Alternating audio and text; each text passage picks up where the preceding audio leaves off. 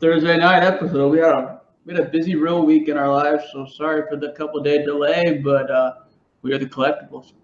My name's Trey. We got Key and the most famous strip club DJ in the land, Dr. Joe. Give it up for Dr. Joe in the house. I told him before the show he looks like the best strip club DJ you've ever seen. Like the kind of guy that plays like 1998 Prodigy and shit, like Firestarter, shit like that. Kind of guy that got Marlboro 100s in his back pocket. Somebody's dog agrees. Holy shit, someone's dog is dying. Oh, let me shut the door, man. We're going to hear that all night. Stop. Did you see his face? He was trying to figure out where it's coming from. It's not my house. I can tell. I'm looking because if yours barks, it's looking at you in the hallway. Plus, they're louder than that. They sound more manly. Fucking so funny. You were looking to try to figure out where the dog noise is coming from. Yeah, they're killers, man. You've seen my dogs, Trey. I know. You said that you were surprised that one liked me. Yeah, it doesn't like many dogs. You got look at you rocking some Vineyard Vine. I like it. Oh, you're stylish for the late summer. Yeah, you know me. I'm all about style, Trey. You are. That's what you're known for. So, yeah. Well, this is the week after San Diego Comic-Con, and there is a lot of news to talk about from that show. Keith, yeah. I was hoping you would talk a little bit about Chuck's post on Mile High and what you thought about it, being from Denver and kind of having, being kind of part of the Mile High community. Yeah, that's the right word of putting it.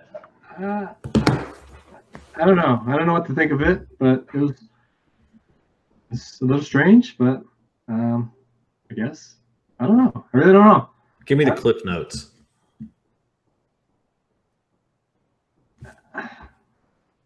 He just said, about I don't know. I don't want to talk about it, dude. I think he's a little whiny bitch. Not Keith, obviously. Keith's the man. What do you think? Like he's just. Well, he said he went back on his word, kind of like how he hated San Diego, right? Kind of. A little bit. It seems like he's one of those guys to me that was the king, and everyone passed him by, and now he's wah, and he doesn't understand. I mean, go look at your fucking 1995 DOS-ass website. I mean, he did admit though that times are changing and it's not the same show anymore. No, it's definitely not. He said that at the end of last year. I mean, he really did. But talking about weeping and sobbing and shit like that, get over yourself. It's fucking comic books. At the end, I mean, the pieces of fucking. This guy made millions of dollars, and you've heard all the stories of what he did and didn't do, or however he got those collections he got. Change with the times, or you're not going to make it. I mean, and that's why he dropped out, right? I guess we'll see if he does it next year. I'll be surprised. I don't think so. I think he's done, man. It's so expensive there, isn't it? What's it cost him? 10 grand setup? Yeah, I think. Oh God, I bet his setups. I don't know the number, but it wouldn't surprise me if his total in for that weekend 100 G's. No, I don't think it's that expensive. Travel. I mean, I'm like all in. Because he had one of the biggest displays in the whole thing. Yeah, he'd bring that whole wall, right? Yeah, and you know how expensive that is. I mean, that's like 8 or 9 booths combined. So I could be off on that number. I don't know anything about those numbers. I'm just speaking out of my ass. But I mean, if you're not selling a whole lot of books, like if you don't go there with the mindset to liquidate books or have super hot books, people aren't buying them anymore, and they just sit on the fucking shelves and grow dust.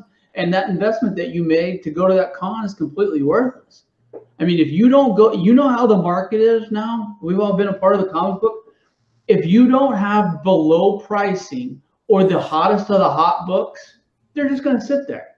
You have the dollar bin diggers and the dollar bin books, but those mid-tier books and stuff like that, people have already got them. Most of the How's his pricing? How's his pricing? Have you been on his website? Oh, it's always high. Remember, you guys got to have that bullshit coupon code from his newsletter to get any type of discount or, I mean, he has some books on there on occasion. I mean, but like I said, if you can't update that website by now, it's like I don't understand Midtown and My Comic Shop and all these places that do the most volume of comic books have the fucking shittiest web. I mean, My Comic Shop's not bad. Once you learn how to navigate it, it's not that cumbersome. But I mean, Mile High and Midtown, oh. Yeah, to me, Midtown took a step backwards when they renovated their website. I was like, holy fuck, what the fuck is this, dude? I totally agree. I can't even look at it anymore. I don't understand. And you know the guys that we know and stuff like that are on there so much, you know, looking and scouring for things. I mean, availability of website and how they're able to get their books, that's important. Yeah. And those are some of the bigger sources. And the other, I mean, like I said, the other thing at SDCC, and our Dr. Joe called this, and he's got receipts and tea to show it. The Spawn 299 transgender variant we talked about last week. And the Ninja Turtles were, holy shit. I mean, you couldn't talk anymore about those books. I mean, all weekend long, social media, everything. Those were the talk of the town. They didn't even sell the Ninja Turtles book at SDCC. That was pre-ordered, right? You sold it before and then got in line and picked it up there. Is that how they did it? What did you guys think of that method? I wonder how many people knew about that pre-order. How many people showed up and were kind of They said it on the Friday before San Diego started, so people knew already they weren't going to sell it at the show. You know the problem I have, though, and I get a lot of people supplement their income by going to San Diego to flip that shit. But I you know, on books like that, I have a hard time that being the book of the book, that you know, the one that everyone's gonna thought after, when no one other than some spoiled people that had pre-access are gonna be able to buy it. Well, I mean, and here's the thing, I'm not gonna name names, but we know people that fucking rigged some of those shit before on some of those SDC variants. What's happened a lot too is they're getting pre-sold just to have people get emails later that week telling them, sorry.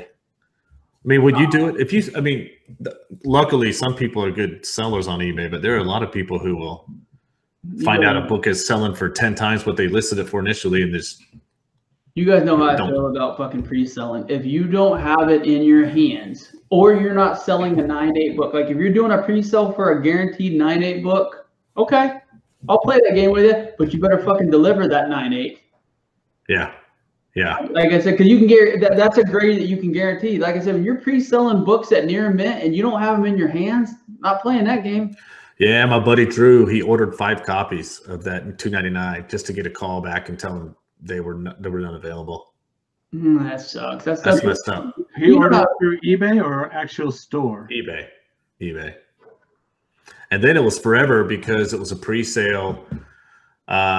He had to call eBay to find out how to leave a negative feedback for this kid.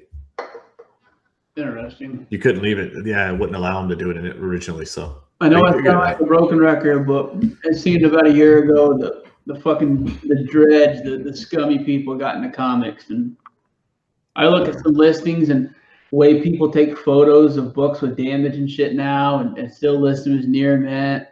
It's hard. You very rarely find comic book people with 100% rating on eBay anymore. Yeah.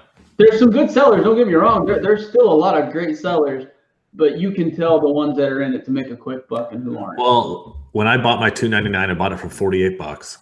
And when everyone was getting their orders canceled, I emailed the guy and I told him, I said, look, I hope you're still going to honor this sale. I know you got off cheap. I'm even willing to send you a few extra bucks because I feel like you might have sold it to me for a lot less than you.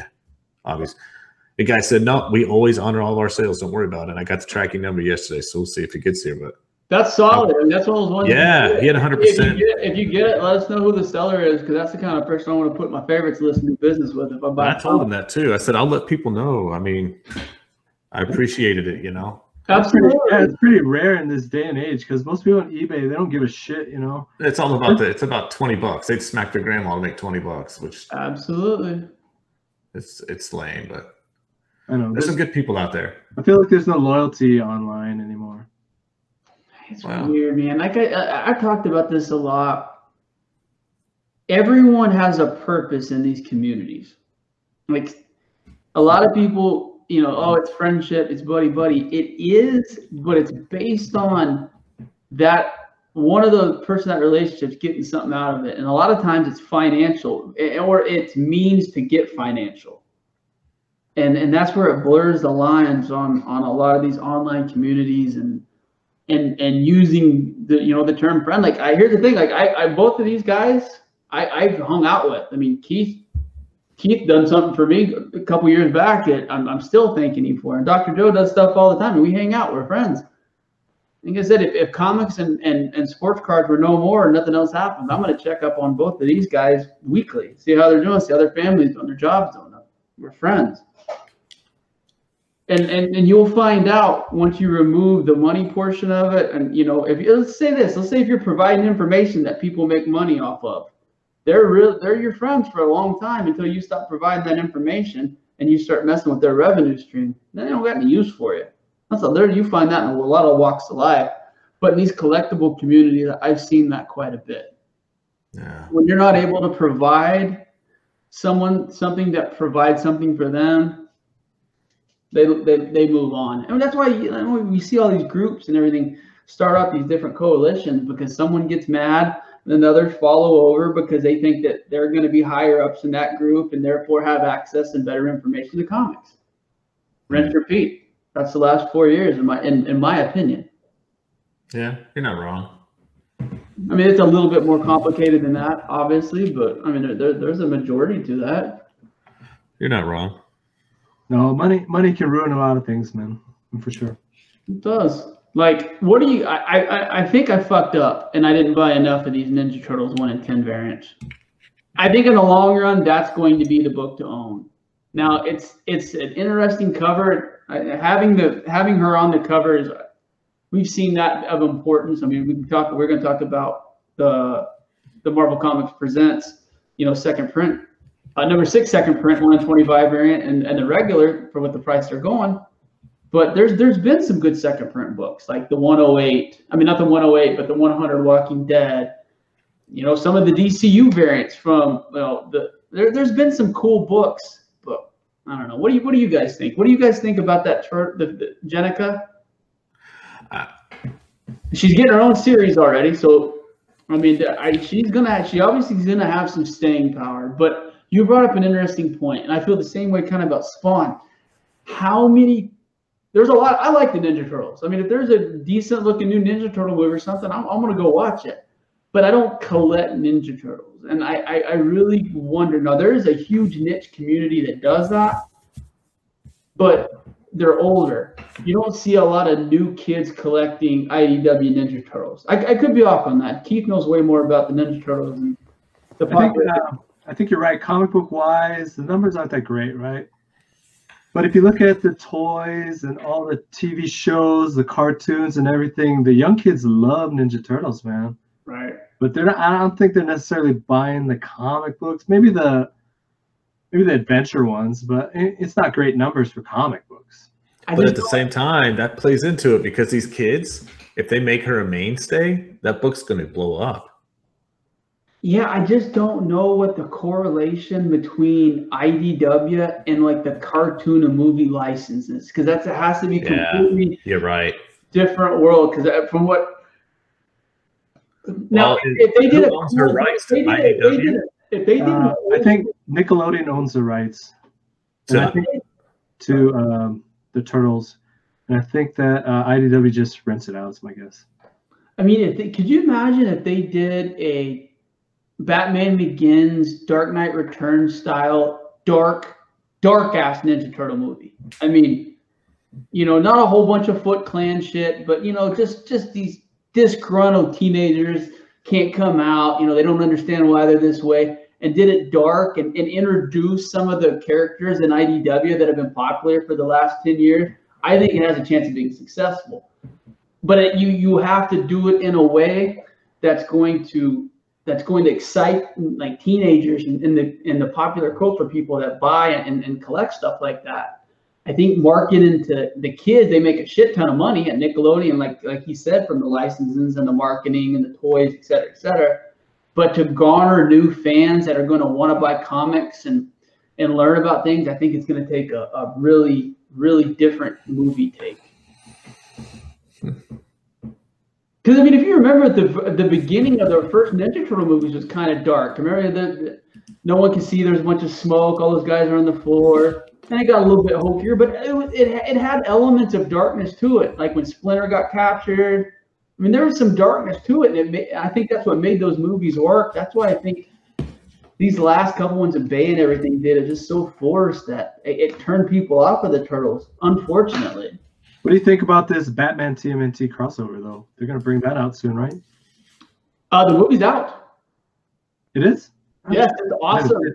Damian kicks the shit out of all 4 Turtles. Oh, shit. I heard that story already. Whatever. Well, it's completely comic canon. I'm sorry, Keith, but it's in the pages, and I'm just glad that they accurately portrayed the ass whoopings of all the Turtles by a 12-year-old. Our mutual friend, Paul Wiederholders, everyone knows it literally. If you want to literally get his blood pressure up, bring up Damian kicking the shit out of all 4 Turtles. Never happened. Never happened. I like it. I like any good Batman story. Batman's that character that if you put him in a unique situation, I want to read about it. I just love that Bruce Wayne character, that just get the job done, figure shit out, fuck you attitude he has. And that's what it is. Don't get out of my way. I mean, get out of my way. I'm going to do this my way, and it's going to be correct. So put him in any unique setting, I want to read about it. Like my favorite, like Batman, the cooler Batman stories of the last decade are the ones with him and Constantine. If you ever want to have a good read, find one of the books that have a 2 or 3 comic arc with Constantine and Batman. I don't really have any off the top of my head, but they are absolutely, those two together are a great read. What they just did, Batman Damned? I have not read that. Like that's the one with the back dick and all that stuff. Yeah, I read the first 2. I haven't read the 3rd one. I still have it. I haven't read that, or I haven't read The White Knight, that Sean Gordon Murphy title that has a lot of popularity. I know that they're doing an animated version of that. I saw on Twitter that Scott Snyder and them were talking about how excited they were to see that version of the Batmobile on the small screen. But I haven't read either one of those 2 yet. And I haven't read the Last Night, the Scott Snyder Capullo Last Batman arc. I mean, there's some stuff that I need to catch up on here recently. Hey, you were telling me you read about this Justice League book. Which one? Didn't you just read a new Justice League book you were talking about? Oh, the one that was from last week with the Martian Manhunter. Yeah, was apparently killed by Lex Luthor. And that's one of the greater arcs that's going right now. Obviously, Justice League's a big flagship title for DC, but Scott Snyder's just killing it. He's doing exactly what he does and has been doing for the last 4 or 5 years. He's just kicking ass and writing unreal stories. This year, the villain that they've been building up for this last, till the end of this year, they said it's one of the better intertwined universe experiences ever been done in comics. Like all the different books, the things that are going on, all have a singular plan that Lex Luthor is doing through this year, the villain and the Batman Who Laughs. So it's pretty cool. And the Legion of Doom is back and it's led by Lex Luthor, and they're trying to. I won't give you more spoilers. I know Joe's about to read it, but it's so fucking chock full of speculation and unreal storytelling. There's all kinds of new characters being introduced. He's brought back Starman, Hawkman, Hawkgirl. I mean, and Martian Manhunter. He's made that. It felt like when Morrison took over that JLA title in the late '90s. It just had that real fresh feel, and his take on Superman. We talked about it before. It's kind of like Hulk and some of those characters. Who do you put it? I mean, after Doomsday, how do you beat Superman? What do you do? but they've reinvented him through this and almost like just made him he's the most powerful person in comic books. But now that with the different dark multiverses and the source wall being broken, that he has some new challenges. And I mean, that punch, and I won't give it spoilers, but he throws a punch in Justice League 25 that is the singular greatest punch that's ever been landed in a comic book. The artwork is unreal. Like I said, he was on the verge of dying, and how Batman was able to communicate to him. It's one of those. Justice League 25 will win awards this year. Mark my words. Is there a trade out for that yet? For the start of that run? I don't know, but let me look real quick. Because that would be sweet. Are those on the DC Universe website yet? Yes, I believe so. Because I read 12 a couple days ago. It's just like I said, it's really good storytelling, and Snyder gets the DC Universe. You know what I bought and I haven't read is House of X, and that's what I plan on doing. I should have done it before the podcast, but I think that's one of my read before I go to bed tonight. Is that where like 1,000 people show up first appearances? Yeah, I like Hickman. I like Jonathan Hickman. If you read some of that Fantastic Four stuff that he did, that there's people are speculating on like crazy right now. He knows how to tell stories, and he knows how to introduce new characters and intertwine.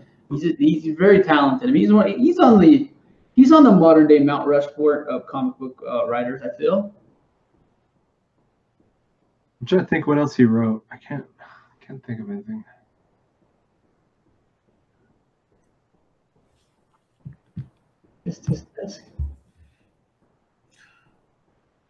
So what do you guys think about the news coming out of SDCC? About all the movies? Yeah. I think the coolest news, in my personal opinion, was Mahershala Ali. You know who I'm talking about? The guy that was in. Yeah, I'm gonna play. Back in Blade. I think visually that works because he looks a little bit like Wesley Snipes. You know what I mean? You can see him playing Blade. You can see him being a badass vampire hunter, and he's a super talented actor. So I was super excited about that.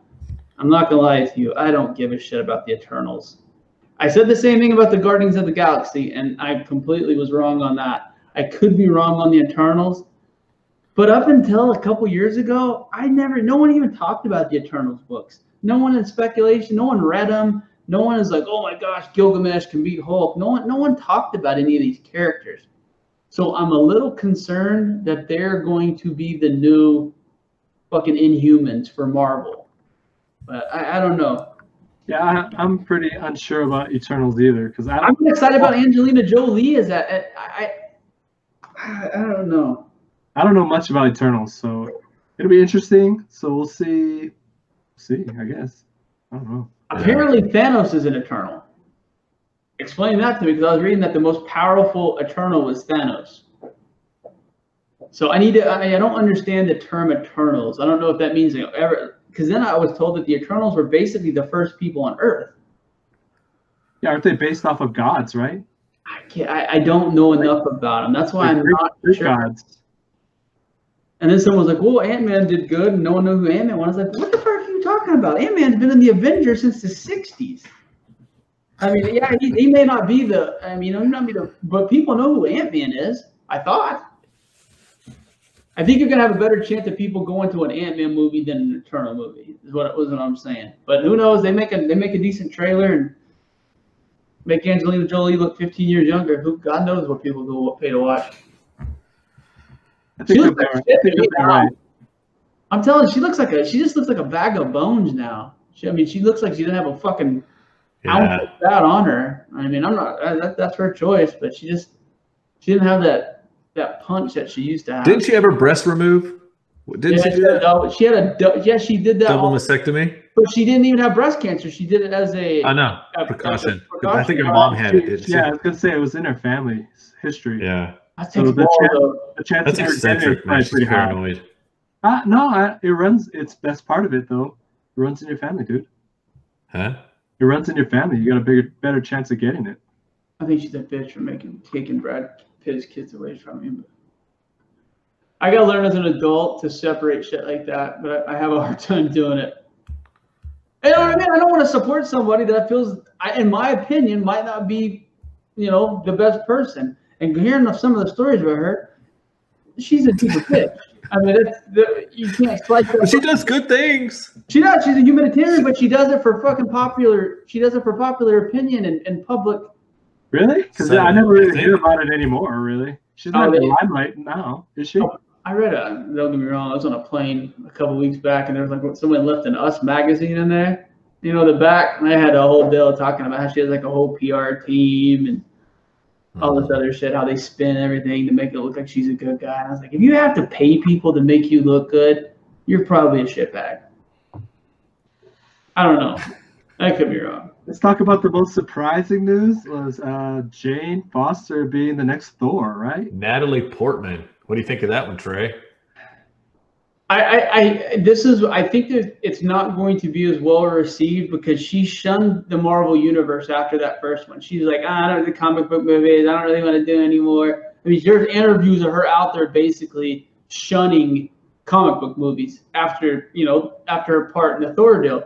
So for her to come back after, and what my opinion is higher, other A caliber, actors were wanting to, calling Kevin Feige, like Usher Ali being like, I want to play this part. I think she realized that she was literally, no one gives a fuck about Natalie Portman anymore. And if people want to see her on screen and she wants to be relevant, she needs to be, in that Marvel Thor universe. And then they threw her the bone because she's Natalie Portman. I don't know. I don't plan on going watching it unless there's something cool that I hear about. I don't really care about seeing her fly around as fucking Thor. Didn't she win an Oscar for that Black Swan? I don't know. That long ago, dude. She went down on Mila Kunis in that, right? Remember that famous lesbian sex scene? She can act, don't get me wrong, but she's also one of those people that she's kind of like Angelina Jolie. I mean, after that deal, what was it, that DJ? Did you read that article a couple back about Moby and her? No.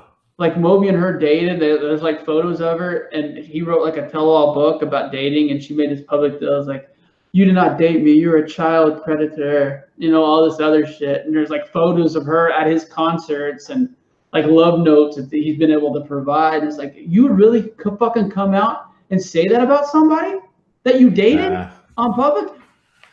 I'm telling you though, the public is jumping on those books. What if what if number 10, I think? And what's the other book? Thor 1, that new Thor run. Are girls buying these books or they're dudes? Because if they're girls, dudes, and they're selling for money. That What If is going for about 120 for like very fine. Now the What If's a cool book because I mean, like I said, for someone to put the What If and what if Jane Foster was Thor, I like a book like that. But at the same point in time, the new one where she turns into Thor in the actual universe, going for what you showed me was going for. Someone's gonna be left holding the bag on that one. What is the variant going for? The 1 in 75 Ross, and there's like a 1 in 300 black and white version of that one too. What are they going for? The 1 in 75 Ross, I would say 250, 300, something like that. In a 9.8. Talked about this graded already.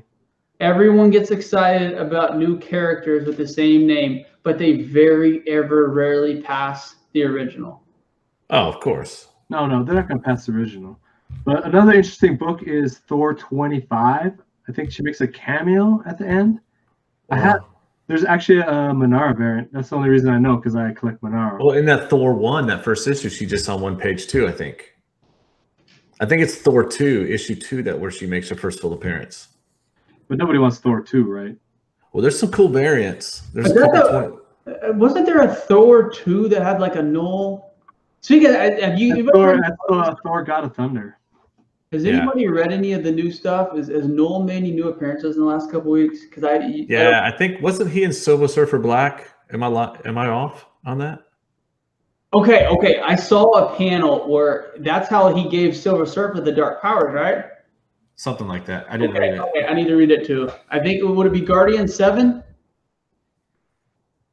One of our thousands of live listeners, let us know in the chat.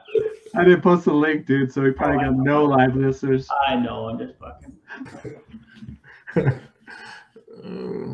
Silver Surfer. That's one of those ones done. A good Silver Surfer appearance in a Marvel universe done right.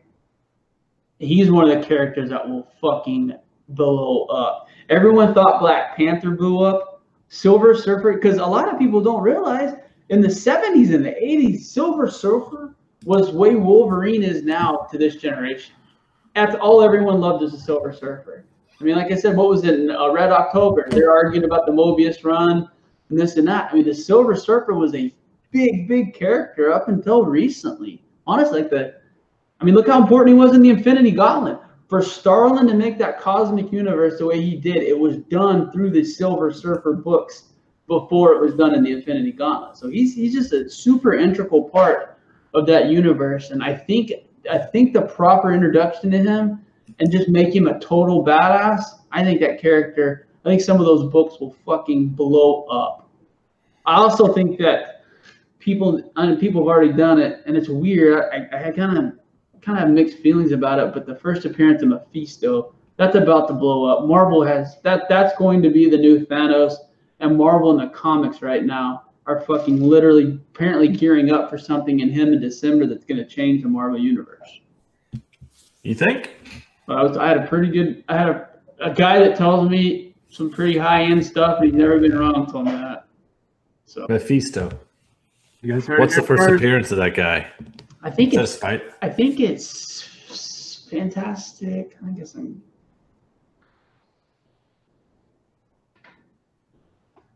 I have no idea, man.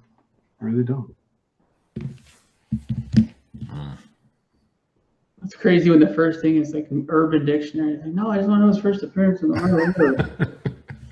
Don't put Mephisto in Urban Dictionary. You'll probably hear some creepy, freaky stuff in there. Silver Surfer number 3. Silver Surfer number 3. Silver Surfer 3. Yep. But here I will spill this tea just because Keith had an apprehensive look. A few issues back in the Champions book, Miles Morales made a deal with Mephisto, and Mephisto said that no one's going to die that he knows. And in the comic book pages, a little girl dies. Just remember I talked about that little girl dying in December. Okay. Was she gonna come back as something?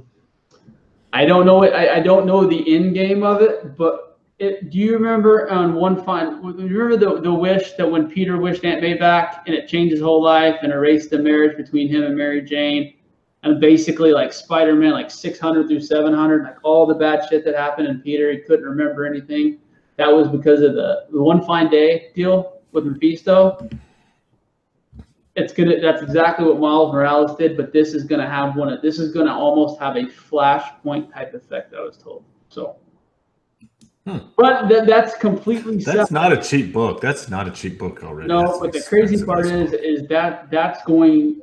I've been told that he is going to be the big bad at the end of Phase 5. When all the cards in 4 and 5 are put down the Marvel Cinematic Universe, it's going to be against Mephisto, and that's going to be how they're going to end the Doctor Strange arc and that 5th arc. So I've been told. So I can't say yet. I'm going to ask permission, but I also know when Kamala Khan makes her Marvel Universe debut. Are you talking on TV or are you talking in the movies? Exactly. Okay. So get those Captain Marvel 17 second prints. Yeah, get them. Grab them. Oh no, I'm not saying it's going to be soon, but she's appearing in a cartoon, right? I can't confirm or deny that. No, I thought I heard that. Oh, she's going to be in. She will. I need to ask permission. Don't say it if you can't say it. Yeah, I don't know. Because then I won't get any good tea anymore. I can't spill the tea. I like spilling tea. Have you guys heard about the What If thing they're doing?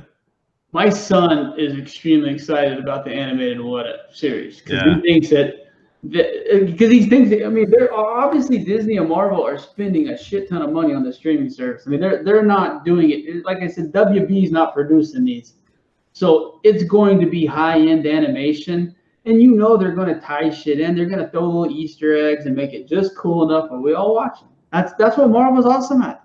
I don't think they're great at writing comic books right now, but when you're fucking printing money the way they are in their movie and film entertainment division, I'm not mad at them because the stuff they make's fun and good to watch. We all should realize that the comic book is not the driver of revenue anymore. You know, it's everything else. Now I think that like everyone knows this isn't the same. I'm a DC homer. They're not doing the greatest at the box office right now, but if you look at their comic book sales and some of the universe and stuff they're building, they're gonna be fine. They just got to be ballsy enough to leave the '60s in the '60s.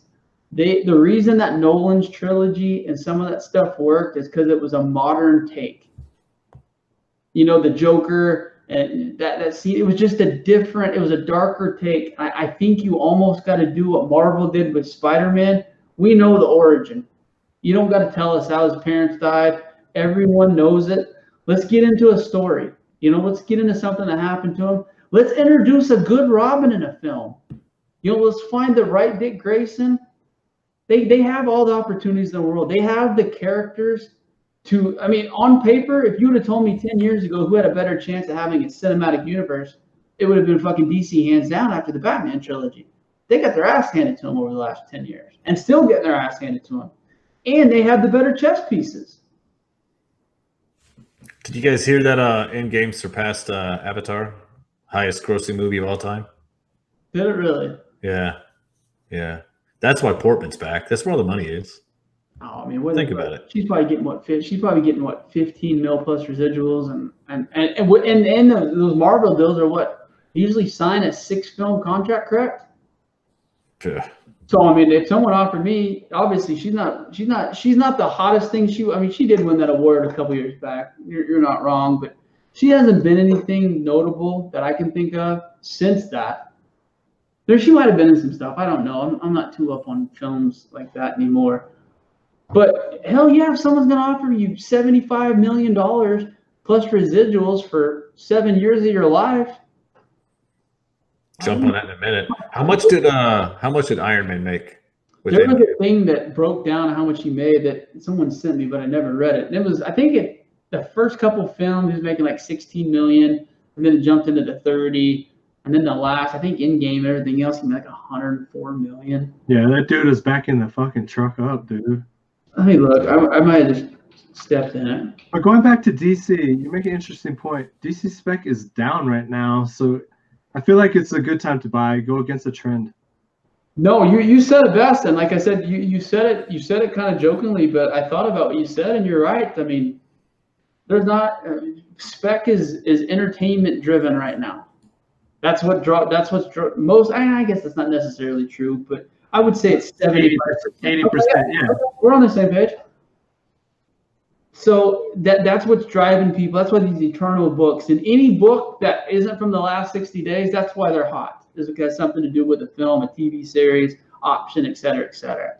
Now, when you introduce new characters and things like this Wolverine's daughter, first of all, guys, if you're buying that second print, yes, I'm about to sound like a hypocrite because I'm a second print fan, but I was a second print fan when they were legit second prints, not this manufactured 1 in 20. Everyone in the fucking world knew that these books were going to be hot. So it wasn't a surprise. It wasn't like Captain Marvel's 17 second print. No one had any fucking clue what was going on with her on the cover. No one knew about it. Like I said, that was 1.5 years after that book came out before people were like, wait, is that her first appearance? Same thing, like the Walking Dead 100 with Negan on the black cover. That was one of the ones. Negan wasn't that. I mean, yeah, he killed those guys, but he wasn't a hit on TV. Walking Dead at 100 wasn't near what it was, what people thought. I mean, that was when the TV series was basically at the start of season 2. When you're promoting 1 in 25 second print characters and people are buying them, that's so forced and contrived, and that's legit. I'm not accusing anyone of pump and dump, but that's just industry pump and dump. That's Marvel pump and dump. Absolutely. That's exactly what it is, man. They're just checking out the sales of the book seeing what's hot and say, all right, let's go back to print and make a variant out of it, and we can sell shitload more second prints now. And people are gonna fucking eat it up. And I hurt my head when you guys showed me that today. I didn't have any idea that the second print surpassed the first print. And totally transparent, I have one copy of the first print, and I thought that was the one you just file away and be done with it. And now that price has plummeted. Did you see it? $40, $60 or $40, like you said, which. It's because everybody's going for that second print. That's a $200 book. But we're at that point too. That character, she's done nothing. No one knows anything about her. So that initial hype, I mean, the value of that character, we'll know in 5 years. It's a lot like X-23. Yeah. It's the same thing like this Cosmic Ghost Rider and things like that. All those characters get super hot and they slow back down until a decent story arc's introduced and a new generation or a new group of people learn about them. That's what I am excited about on the Marvel spec, and Joe and I have talked about this. I think they got huge plans for that guy. I think any investment in Noel is a smart investment. Because Donny Cates that's his Thanos, if no one's figured that out by now. And that guy, and he's Marvel's knight in shining armor. So a lot of this stuff is being written by him right now. Would not surprise to see it in films, because if they did the Hell Hydra from the Nick Spencer bullshit and that last fight that was a joke. It was a joke, but it was a nod to a modern comic. Well, name another villain in the Marvel universe who's that powerful. There's not. That we've talked about. That's the one thing that Marvel will struggle with is their lack of villains, and they did a good job of humanizing, like the Baron von Zemo and things like that. Those were they made those characters cool. They didn't have hokey superpowers. They were just regular guys that planned, had money, and had an axe to grind. And Killmonger, same way. No hokey powers, none of that other bullshit. The only one that was a little bit hokey was the guy that fought Doctor Strange. But like I said, I hated that movie. All things being said. So I don't know. What do you guys think? I don't know. I don't have any spec comic wise. I live in the moment. You had a good spec. See, this is what your problem is. You had that Spawn spec. You just didn't have enough confidence in yourself and your spec. Well, I was sitting around and Drew showed me that book. My buddy Drew, he posted something just showed me the image, and I thought, wow, he's wanted by the FBI. Yeah, probably is. They do just some shady stuff. Him and Sean were caught in some compromising positions in Acapulco. Yeah, just pictures. I guess Sean's in Mexico. He texted me late last night drunk. He does that every year, doesn't he? Goes down there. Yeah, that's his weird swinger trip. Remember, where there's the naked photos on the cruise and all that other shit. I can't talk about. Good old Sean. He's kind of fallen off the radar. Haven't seen him on UD for a while, so I don't know what's going on with that guy. Has that been announced? What's going on with UD yet? I've heard rumors. No, I think this last week we had our buddy Coy and Jimmy and Mel. Some of y'all's buddies. Yeah, we got all the ethnicity boxes checked. I love Mel. Mel's one of the good people in the universe. Yeah, he's real. I like Mel. He is very real. So what about sports, guys? That's enough about comic books. You guys are getting comic book heavy today. We are. The sports right now it's that weird lull. We were kind of talking about. I mean, baseball. Nothing really picks back up speculation and prospect wise until the September call up. Usually middle of August, people start getting an idea who's going to get called up, things like that. Like I heard Tebow's sucking up so bad right now, and the Mets are out of it, and his contract's about to be up that they hired him, so they're probably going to do a late Tebow at the Mets, so all his cards will fucking blow up. I mean, there's a bunch of 18, 19-year-old kids in the top 100 that, like we talked about, the ESPN top 100, that they'll make their presence known in September. They'll get 20 at-bats. They may hit 2 home runs, but they'll be the starting center fielder next year, and they can put up huge numbers, and their cards could blow up just that quickly. Mike Trout, a lot of those guys, they don't make their first appearance at the opening day of the rookie year. They make it in September the year before. So There's good speculation to be had, because a lot of times teams that are out of contention, they'll bring up guys from fucking rookie ball. They'll bring up guys from crazy places just to throw them into the fire to see what they do. So a lot of times there'll be some curveballs called up and things like that. So at the same time, though, you see a lot of guys come up and they'll tank. They all can right. hit in the minors, and it's some mental thing, and they'll come up and they just can't do it on the big stage. Well, it's not like Vlad's lighting the world on fire right now, you know. No. Fucking Fernando. I tell you what, the more I watch Fernando Tatis Jr. swing a bat, the more that guy is just scary. He dropped the bomb. He dropped the bomb the other day, right? That one he hit against my Cubs, opposite field, was I think it was 476. Opposite field to Wrigley in that wind. It was just an absolute. Him and Acuna, in my opinion, the ball just comes off the bat different. Like you watch Trout hitting everything, and he just looks like a country guy hitting just fucking monstrous line drives. But the way, like the speed in which the ball comes off Acuna and his bat is just the crack. Everything is just different. I love it. I love it when those guys are able to get their hips and square up a bat on a good fastball. There's just no better sound and feel in the world than fucking hitting one dead ass middle on a piece of wood. I think the biggest problem with Tatis is he plays for the Padres, so you get that's a small market, man, and you get no East Coast love because they don't watch the games. But you're in arguably. I know you see those deals like the top 10 places to live. You rarely see one in the United States where San Diego's not in the top 3. And it's like Machado. He's not going to win a title. Guys like him don't give a flying fuck about a World Series ring. I mean, honestly, like, here's the thing. Like, if I was in that position, yeah. But I'm going to take that $145 million. I'll be in fucking Milwaukee, happy as pig as shit. You know what I mean? So, just pay me. I don't give a shit about a ring. If it happens, I'm going to play hard. My goal is to do that, but like I said, if San Diego is going to offer me 150 and New York's going to offer me 90, it's going to be a warm winter. I'm just saying, hobby-wise, Padres don't do that great, you know. Oh, there's been one Padre ever do great, and it's Tony Gwynn. Rest in peace. By the way, if you guys are young, which most of our audience is kind of in our age group, how fucking good was Tony Gwynn with a baseball? That guy could roll out of bed and hit singles all day long. The control he had of a bat head was one of him and Wade Boggs, and I got to give Wade Boggs credit because those are the two best hitters in the '80s when I was growing up playing baseball, and the way that those guys controlled the bat head through the strike zone is just Ichiro could do it. Ichiro, yeah. Well, you're talking '90s now. Yeah. But if Ichiro was that same type of player, but he was more athletic. He was Manny Ramirez, that guy. His swing, he has the best right-handed swing in my prettiest right-handed swing ever. God, he smoked the ball. And Acuna and him, if you look at the way that they swing through the ball, at their shoulder levels, Acuna and Ramirez almost have identical swings. Ramirez is a little bit more powerful. He was, later in the career, Manny was more built like Vlad Guerrero.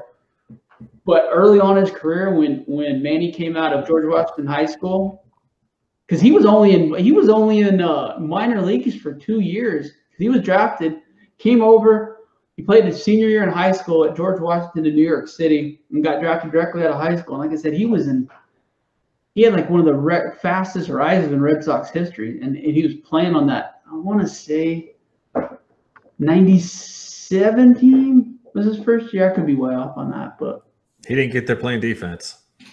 No, he was there fucking swinging the lumber. No, shit, he was on the fucking Indians. I'm crazy. Yeah, he was. Yeah, Indians. He started with the Indians.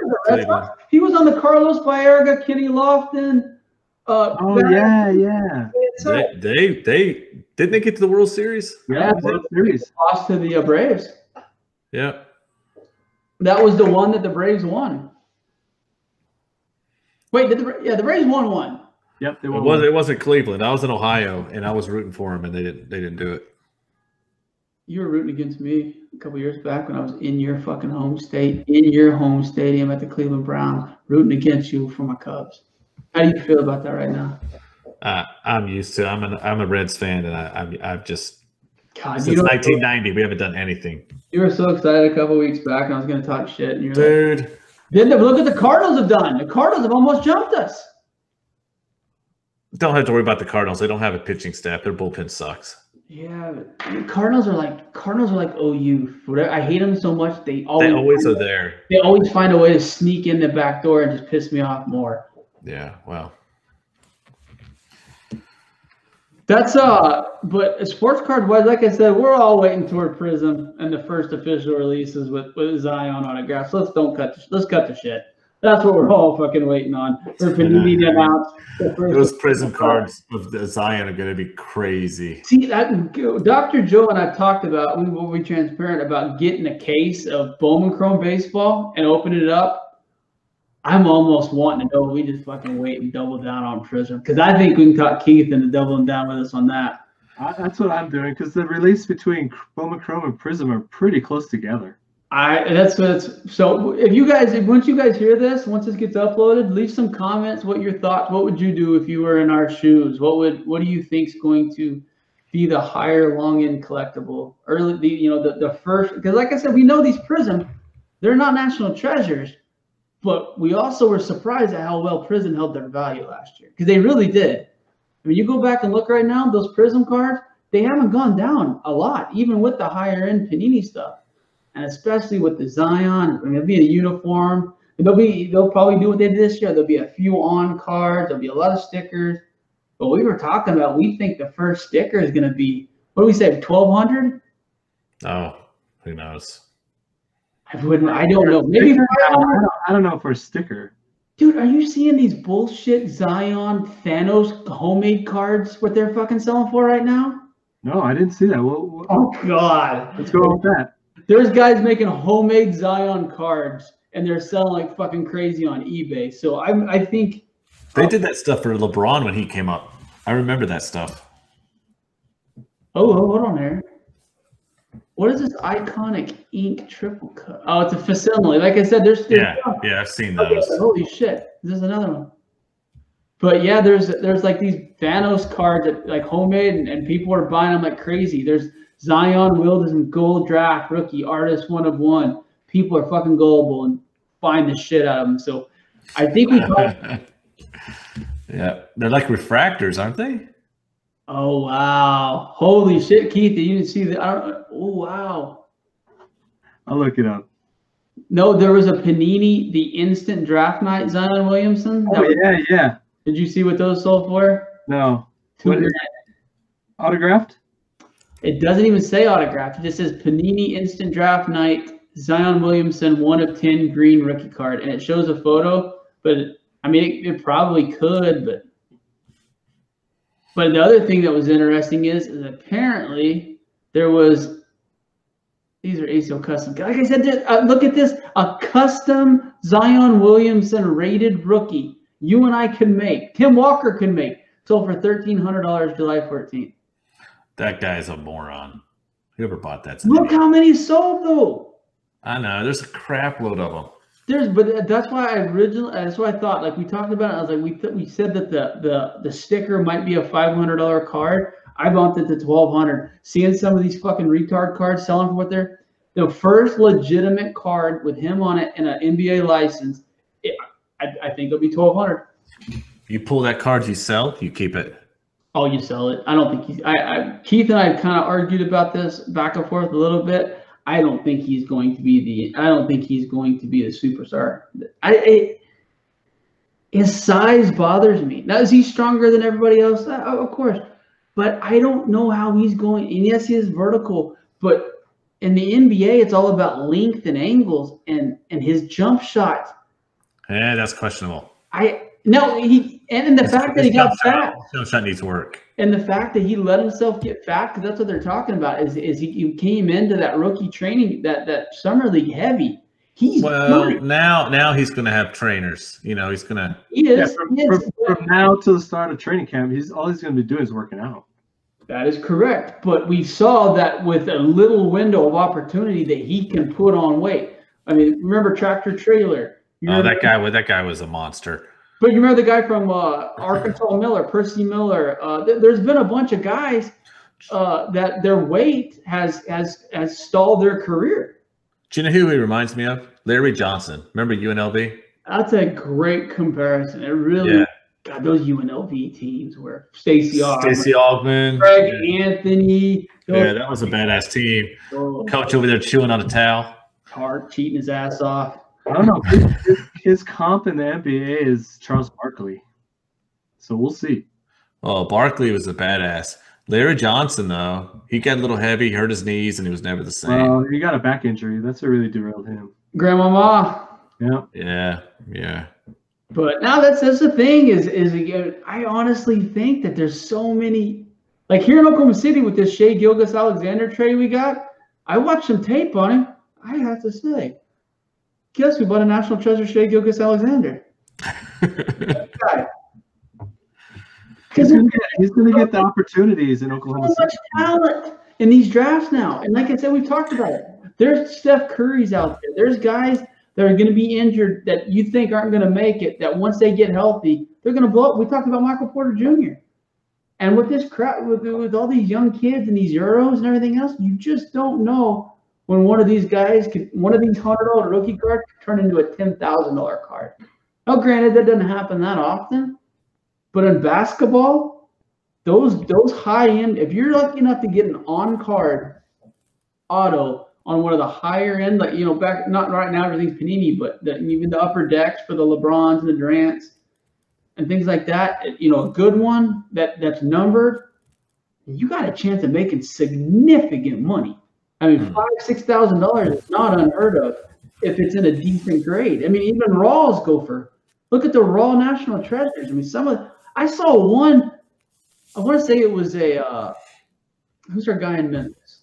Jesus Christ. Jaren Jackson. No. Jaren Jackson. Yes, Jaren Jackson. A Raw sold more for a 9.5. A 9.5 sold for less than a Raw sold for. And it was the date was after. And I'm just like, why in the fuck would you buy the Raw and not the 9.5?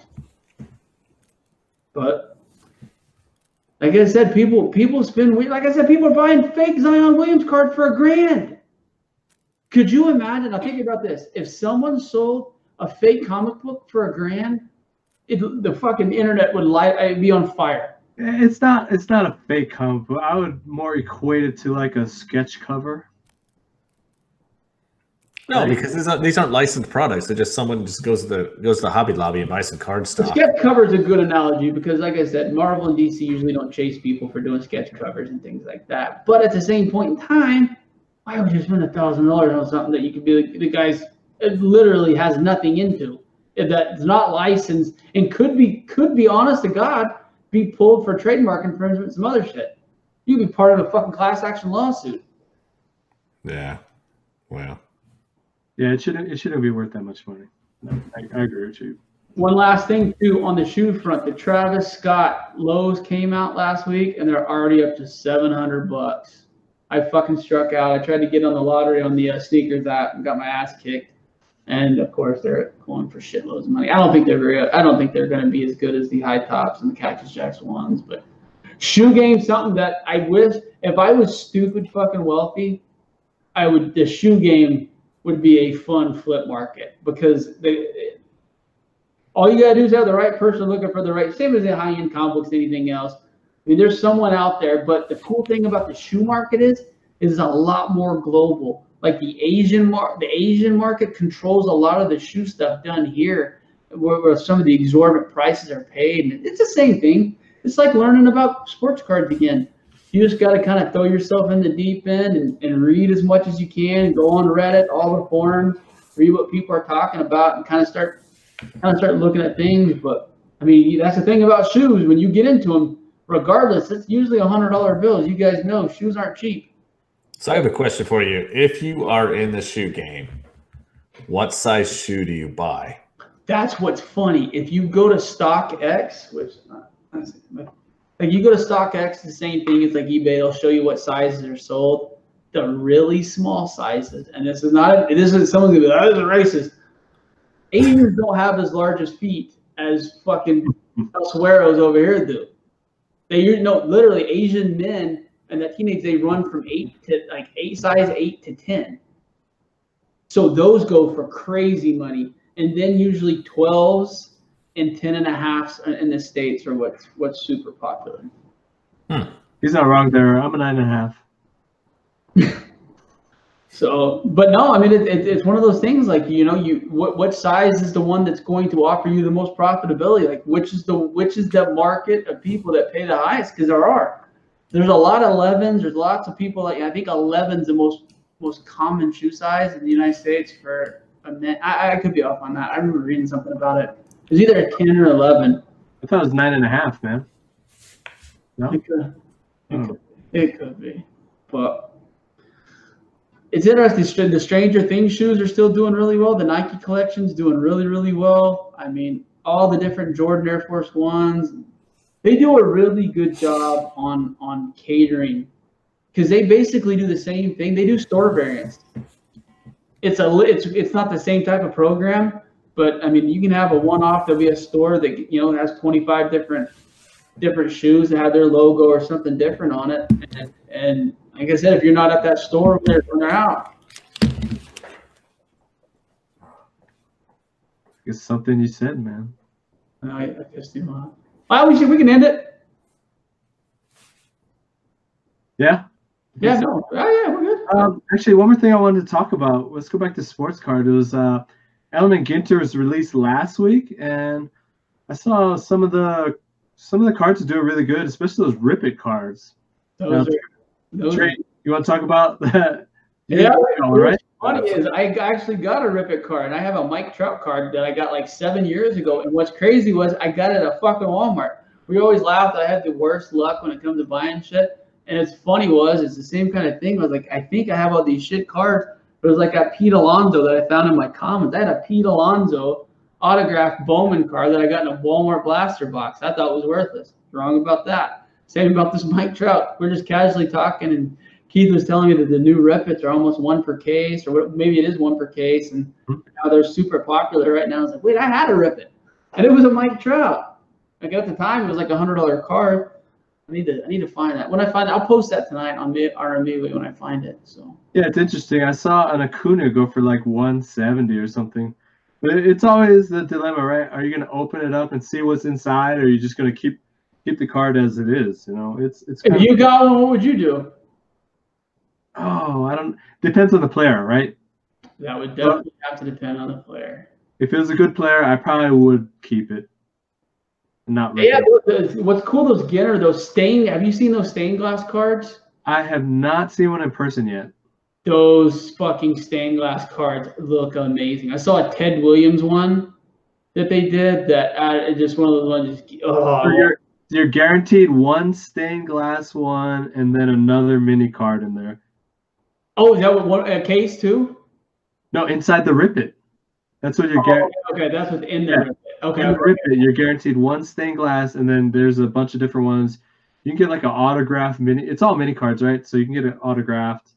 A couple of them autographed, and then wood and some other shit. That's so badass. See, now I might go get a box of Ginter tonight. I was thinking about it. You can get I think for about $100 online right now. They got blaster boxes at Walmart. Well, you know, that's one of those ones I don't want to spend a bunch of money on that Ginter. You know what I mean? But $20, I'm okay. Like I said, I mean, I hit that Trout. I mean, it may not be instantaneous, but I saw that the Ginter this year, the big hits, the Harrison Ford autos, on-card autos. Inside the Ginter? Yep, Harrison Ford. Wow, Harrison Ford, he don't sign that much, dude.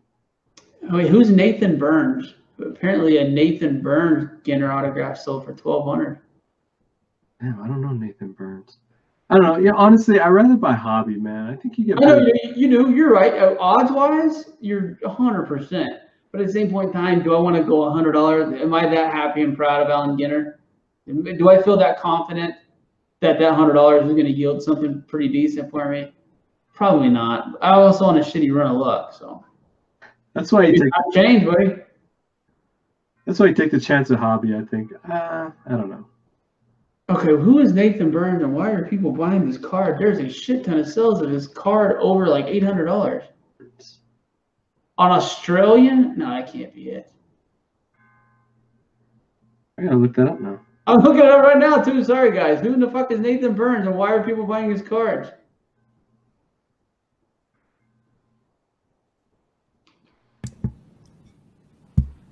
Sorry about that. Holy Christ, what is going on with this? Do you see it? I don't get it. What the fuck is that? Hold on. Who is he? Doc, do you know a guy named Nathan Burns? No. In the collectible world, he has an Allen and Ginter autograph card that is literally okay. Hold on, here's something I see a guy that looks like him. Nathan Burns, Grand Slam Collectibles. God damn, dude. $600. Okay. This guy's one of the biggest. This guy's the biggest baseball collector in the world, apparently. Oh, is he? Holy crap! There's a $2,000 card of his. You see that? Yeah, look what some of them have sold. He must be a well-known name in the high end. Yeah, for people to buy it. Nathan fulfilled his childhood dream and opened Grand Slam Collectibles in Murfreesboro, Tennessee. Is this a store variant? He is the creator of the popular Facebook live show Grand Slam After Hours. Wow, I don't fucking know, dude. That's fucking weird. That'd be like if there's a I don't know. I'm speechless. That'd be crazy. So anyway, that was a new release last week that came out. That was pretty popular. So, and you can see why. There's all kind of weird oddball autographs that you can get that you can't get anywhere else, really, right? Yeah, no, that's what I love about those and like that Upper Deck. What's that Upper Deck product? It's a good, the Godwin. They have like random ass autographs of like celebrities that you would not expect and things like that. This Allen and Ginter, I think it blows away the Goodwin. Yeah, no, the only thing I liked about the Goodwin this year was the Tiger Master stuff on potential as far as like super, but I never. Well, they had Jordan autographs. Shit. Oh fuck, God. Yeah, that's a good point. God, I looked at video again where that kid with that fucking Jordan. I want a Jordan. We talk about this a lot in our private. We all want Jordan autographs badly, but we don't. I got one. I'll sell you. We don't want to pay for it. Yeah, Trey was buying fucking Hanes. Remember that? I'm not proud, guys. You know this. I'm afraid. But no, that was a fun show again, guys. I enjoyed it. Anything else you want to add, Dr. Joe? Oh no, I'm good. Hey, that Allen Ginter has a Vladdy 1 in 10 red ink auto.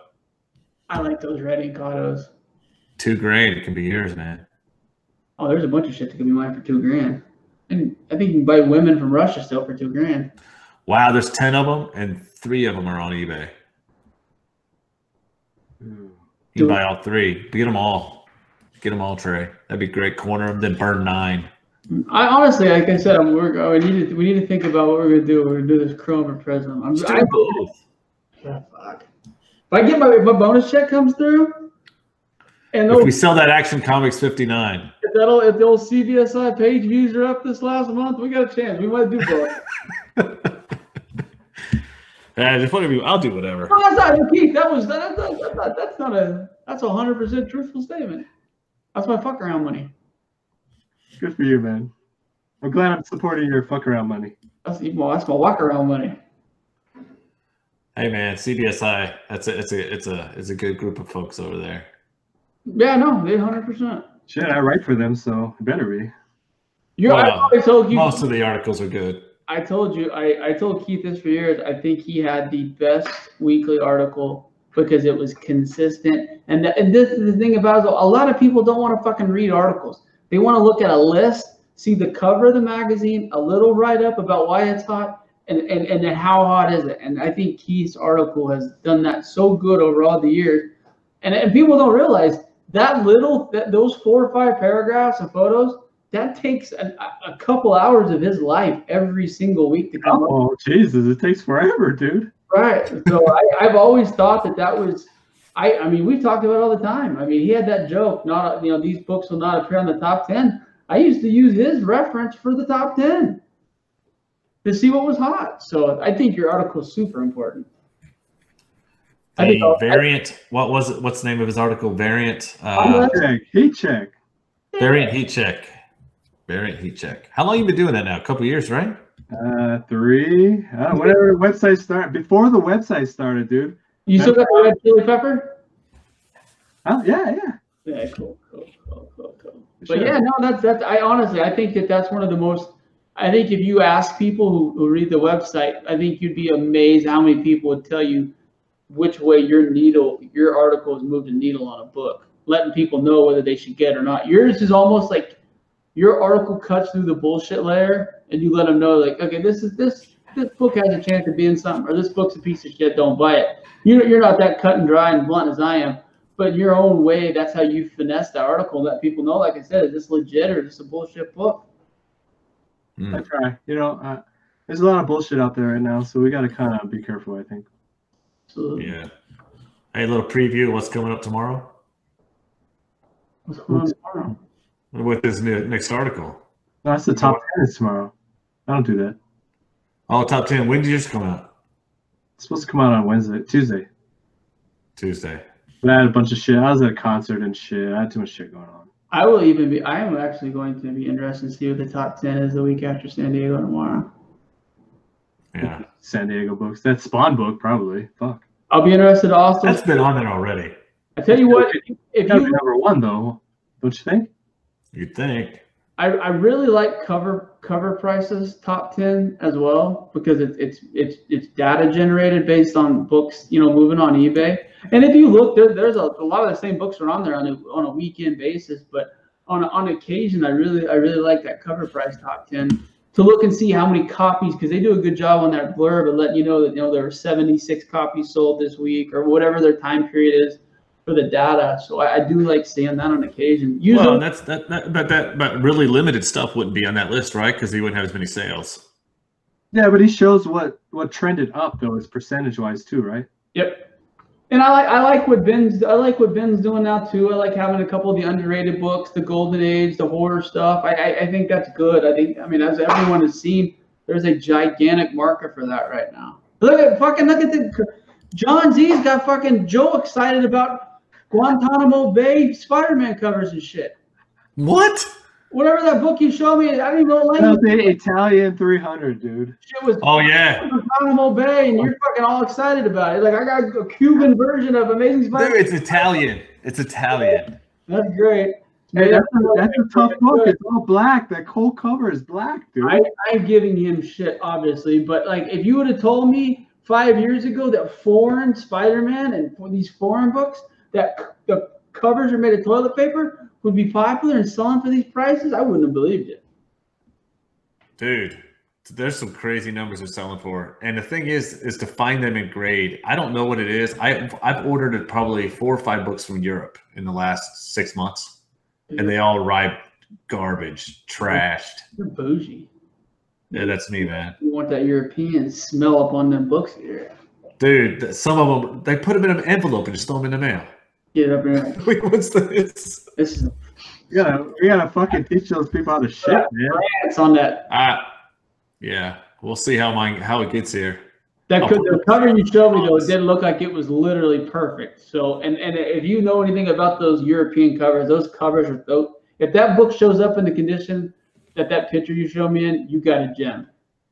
Well, yeah, John told me. John Z said if it's a 9 or better, that's tough to get books like that in that condition. We'll see. See, and you got European friends. Sometimes it's smart to literally ask those guys to mail them your books to travel that shorter distance and pay them to repackage it. It may cost you an extra $30-$40 depending on what book it is. But I've done that before where you mail, like I use it to Simon, like, hey, I don't, this guy's a couple 100 miles away from you.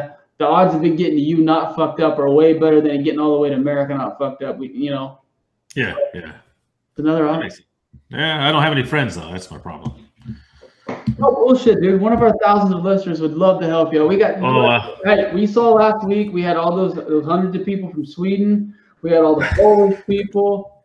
We're apparently really, really, really big in the Ukraine for whatever fucking reason. So I'm sure one of our friends will help you out, buddy. Just make a post, and one of the collectibles would love to help you out.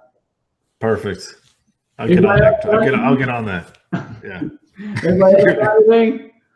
No, that's good. Keith hates us. I don't hate anybody, dude. I know you don't, buddy. Keith's a lover, not All a right, fighter. guys. Sorry for the delay. Yesterday we were supposed to do it, and I was driving back from Fort Worth and had a blowout tire literally at about the time we were supposed to do the podcast. And by the time I got home and everything else, it had been too late. So it was my fault, 1,000%. I hope you guys don't do me like Jimmy and just treat me like shit because I missed the podcast for replay. No. I would say that. I would text Jimmy that. All right, guys. It was a good one. See you, boys. I'll see you guys later.